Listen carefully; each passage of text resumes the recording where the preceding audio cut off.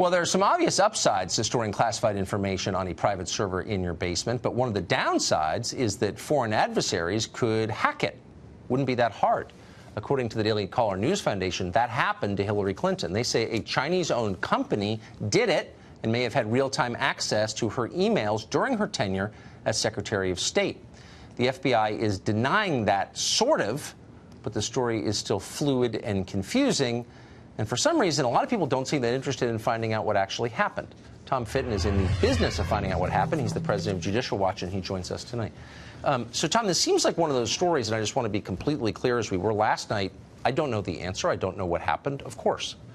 But I do think it's worth finding out. And so I'm a little bit confused by the confusion. Why wouldn't we know conclusively years later what happened to those emails? Well, there are a few questions. Did this meeting take place, as alleged, between officials at the Office of Director of National Intelligence and Peter Strzok and his colleagues at the FBI? And was there a discussion about compromise of the server by a Chinese front company? Right. Did it happen? Did they look into it? Did they follow up on it? We're not getting much feedback from the FBI. So why would it be hard? I mean, again, you're in the business of getting government to divulge things it wants to hide.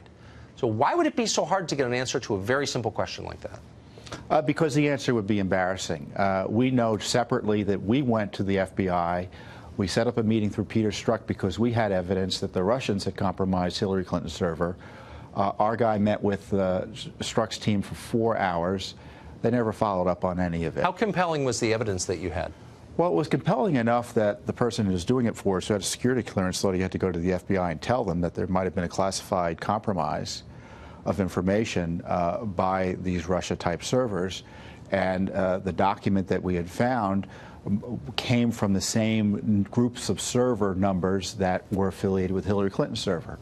Pretty substantial evidence. So we gave it to the FBI. No evidence that it was done, anything was followed up on. So did they ever get back to you about it? No, they never got back to us. But also Comey. Comey is the best witness here because he said, well, we didn't have any evidence that her server was classified, which wasn't necessarily true. But he admitted that, look, they could have done it without us knowing about it. We'd never know about it because they could have covered their tracks. So no one's ruled out that her server has been compromised. In fact, Comey said, we just assume it had been compromised.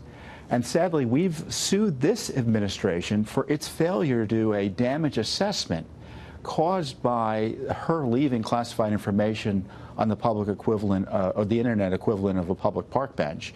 And they fight us on this. They said it wasn't serious enough to warrant a damage assessment. Look, the deep state doesn't want to do a damage assessment. They don't want to grapple with this because to do so would undermine the fiction that what Hillary did caused no damage and deserves no prosecution. I think you could take Hillary out of the equation and still be appalled by it. Is the Chinese military hacking into the personal accounts of high American officials? Yes, they are.